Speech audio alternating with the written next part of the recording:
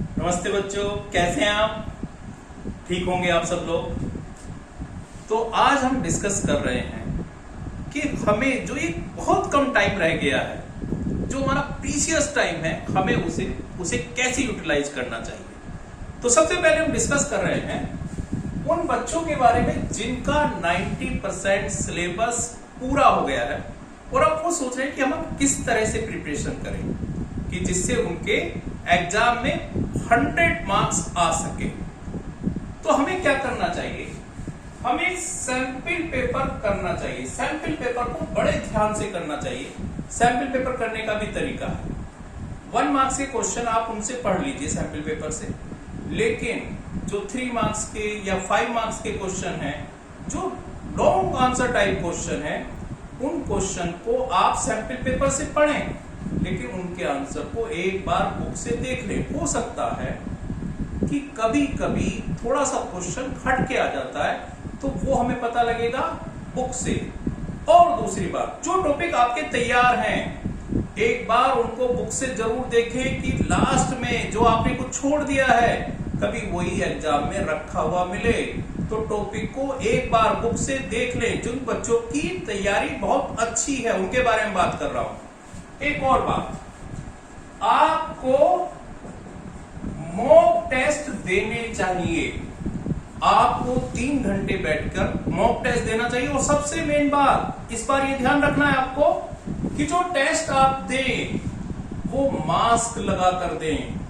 Mask लगाकर 3 घंटे बैठकर आप पेपर दें। हो सकता है कि एग्जाम के टाइम में आपसे को मास्क लगाने से कोई प्रॉब्लम आए, तो अभी से मास्क डिसाइड कर लो कि कौन सा मास्क लगा के आपको पेपर देना है। 3 घंटे बैठकर पेपर दीजिए और उन पेपर को किसी टीचर से चेक कराइए। तो मेरी बात समझ में आ गई होगी। तो इस तरह से अगर आपने तैयारी की तो हो सकता है कि आपके पूरे मार्क्स हो जाएं, और हो नहीं सकता। अगर आप कॉन्फिडेंस रखेंगे तो आपके मार्क्स पूरे आएंगे। अब उन बच्चों के बारे में बात कर रहे हैं जिन बच्चों की तैयारी 70 to 80% है, तो उन्हें घबराने की भी जरूरत नहीं है। अगर उनके कुछ चैप्टर तैयार नहीं हो पाए हैं तो वो चैप्टर वाइज ले लें। बहुत अच्छे अच्छे सैंपल पेपर आ रहे हैं, उनके चैप्टर वाइज का सोल्ड को पढ़ के देखें कि कौन से क्वेश्चन किस चैप्टर में, जो क्वेश्चन आपके चैप्टर वाइज, जो चैप्टर रिवाइज नहीं हुए हैं आपने, कि वो कौन से चैप्टर हैं जो बार बार रिपीट हो रहे हैं, कौन से क्वेश्चन हैं जो उन चैप्टर के बार बार रिपीट हो रहे हैं, उन क्वेश्चन को ध्यान से पढ़ें।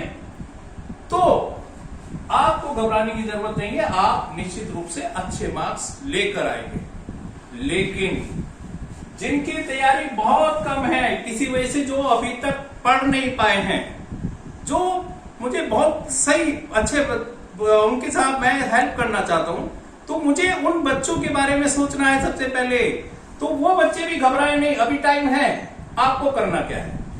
आपको करना है कि आप सैंपल पेपर पढ़ें, लेकिन सोल्ड सैंपल पेपर को उठाएं। उसके 4-5 सैंपल पेपर, जो सोल्ड सैंपल पेपर है, उनको बड़े अच्छे तरीके से करें। क्वेश्चन को पढ़िए, उनके आंसर को पढ़िए, उनको याद करने की कोशिश कीजिए। कोई टीचर मिल जाए तो उसे समझने की कोशिश कीजिए। और अगर जब आपके 4-5 सैंपल पेपर आ जाएंगे, हो जाएंगे, तो आपका कॉन्फिडेंस बढ़ जाएगा। फिर आप क्या करना है कि जो इंपोर्टेंट टॉपिक जो चैप्टर वाइज में हमें दे रखे हैं, कि बार बार जो क्वेश्चन आ रहे हैं एग्जाम में, चैप्टर वाइज देखिए। किसी सैंपल पेपर को उठा के चैप्टर वाइज सैंपल पेपर ले लीजिए। बहुत सारे चैप्टर सैंपल पेपर में चैप्टर वाइज क्वेश्चन दिए होते हैं, तो उसमें पढ़िए कि कौन से क्वेश्चन बार बार रिपीट हो रहे हैं, उन क्वेश्चन को आप पढ़िए। और एक बात और ध्यान रखिए, अगली वीडियो में मैं कुछ टॉपिक आपको दूंगा जो बार बार आते हैं, मैं छाट कर दूंगा। आप उन क्वेश्चन को भी बार बार पढ़ के देखना। हो सकता है कि वो क्वेश्चन भी एग्जाम में आ जाए। मुझे भी बहुत बड़ा एक्सपीरियंस है, मैंने भी बहुत सारे, करीब 25 ईयर का मुझे एक्सपीरियंस है। तो मैं आपको कुछ टॉपिक लिखकर नेक्स्ट वीडियो में भेजूंगा।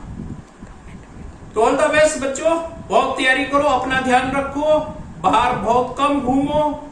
ऐसा ना हो कि किसी तरह की कोई प्रॉब्लम हो, तो आप बहुत ध्यान से पढ़ो और बार बार अपना टाइम यूटिलाइज करो। तो ऑल द बेस्ट, इसी तरह पढ़ते रहो, मेहनत करते रहो और आप अच्छा करोगे इस एग्जाम में। All the best, thank you.